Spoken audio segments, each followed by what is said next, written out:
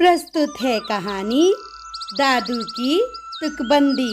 तो आइए बच्चों, कहानी पढ़ना शुरू करते हैं। ये हैं तुकबंदी वाले दादू। इनकी नाक बहुत लंबी है और आंखें गोल गोल बड़ी बड़ी। दादू इंद्रधनुष सा रंग बिरंगा कुर्ता पहनते हैं और जब भी वह अपना मुंह खोलते हैं कविताएं झड़ती हैं। नमस्ते मेरे प्यारे बच्चों, दादू है मेरा नाम। दिन भर तुकबंदियां करता हूँ मैं, कविताएं कहना मेरा काम। दादू का दिन कुछ ऐसा दिखता है। सबसे पहले वे सुबह का स्वागत एक विशेष कविता से करते हैं। आई है फिर एक नई सुबह, लौटा मैं सपनों की उड़ान भर। 3 सुनहरी बिल्लियों के संग गया था महल की सैर पर। दादू सुबह जल्दी उठते हैं। वे बगीचे में टहलने जाते हैं और पौधों के बीच से बातें करते हैं। जागो मेरी हरी भरी घास, नींद को तुम अब दूर भगाओ।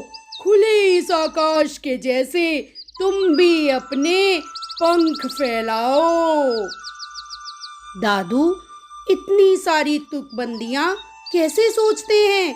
एक खत्म होती नहीं कि दूसरी शुरू। यह पेड़ भी है एक अजब इमारत, छज्जे पर इसके पंछी चहचहाते। निचली मंजिल में रहने वाले टिड्डे भी हैं खूब टर्राते। पेड़ पौधों से 2-4 बातें करने के बाद दादू अपनी अतरंगी टोपी पहनते हैं। टोपी के किनारों से टॉफियां लटकती हैं। जल्द ही दादू के दोस्त आ जाते हैं। उल्लू हमेशा सबसे पहले आता है। उसे दादाजी की अनोखी टोपी से टॉफियां तोड़ना बहुत पसंद है। दादाजी कहते हैं, मेरा है एक दोस्त अनोखा, भूख लगे तो गुनगुनाता है। मेरी ही टोपी से फिर वो टॉफियां चुरा कर खाता है। क्या आप जानते हैं कि दादू का दूसरा दोस्त कौन है? हाथी का एक बच्चा जो बर्फ की तरह सफेद है।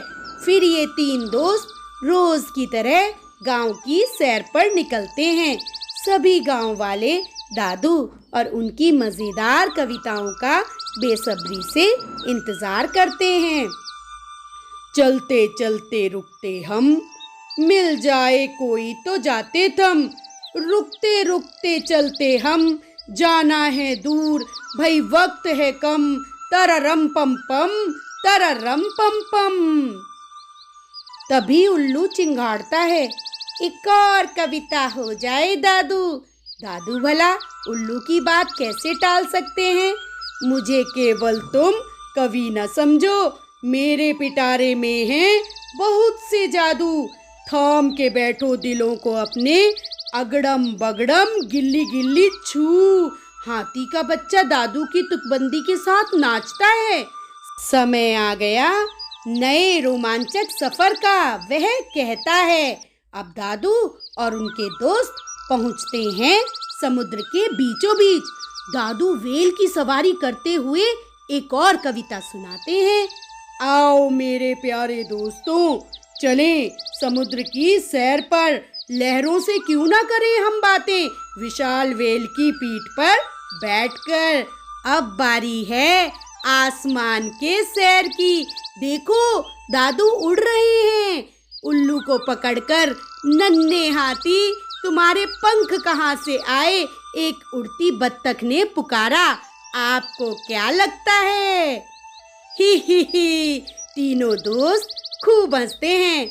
मिल गया मौका दादू को एक और कविता कहने का। मुश्किलें फुर्र हो जाती उनकी, दिल खोलकर हंसते जो। हाथ बढ़ाने की हिम्मत है जिनमें, आसमान छू जाते वो। स्कूल के खत्म होते ही दादू खेल के मैदान में पहुंच जाते हैं। खिलखिलाते हुए बच्चे दादू को अपनी बनाई एक कविता सुनाते हैं। फुटबॉल के मैच में देखो दादू ने दिया टीम पर धावा बोल, हवा से भी तेज दौड़कर किए सबसे ज्यादा गोल। स्कूल से घर आते समय सभी बच्चे दादू के इर्द गिर्द मंडराते हैं। दादू के पास हमेशा एक आखिरी कविता जो होती है। बात सुनो यह ध्यान से बच्चों, नहीं है कोई ऊल जलूल कविता, इन पलों को रख लो संजो कर, तुकबंद दादू नहीं रहेंगे सदा। एक सुबह जब दादू उठे तो उन्हें चिड़िया के चहचहाने की आवाज सुनाई पड़ी। इस धुन पर दादू ने रच दी एक और कविता। सुबह सवेरे बीच बगीचे, चिड़िया गाती प्यार के गीत, जो आया था वो जाएगा, यही तो है जीवन की रीत। उस दिन दादू गांव में टहलते नहीं दिखे। बच्चे उन्हें हर जगह ढूंढते रहे पर दादू कहीं नहीं मिले। दादू कहाँ गए? उन्होंने अपनी माँ से पूछा, क्या आप दादू को हमारे पास वापस नहीं ला सकती? हमें उनकी कविताएं बहुत याद आ रही हैं। शायद दादू कहीं दूर चले गए हैं, एक रोमांचक सफर पर। यह कहकर माँ गाती है, दादू हैं दूर एक दुनिया में, काश हम उन्हें देख पाते, मगर से सुनोगे तो सुनाई देंगे, बच्चों की किसी टोली को कविताएं सुनाते हुए। तो प्यारे बच्चों, अच्छी लगी ना आपको ये कहानी? तो अब आप भी अपने विचार हमसे साझा करें। आपको कविताएं कैसी लगती हैं? क्या आप भी तुकबंदी कर लेते हैं? तो तुकबंदी करके आप भी अपनी कोई एक नई कविता बनाएं।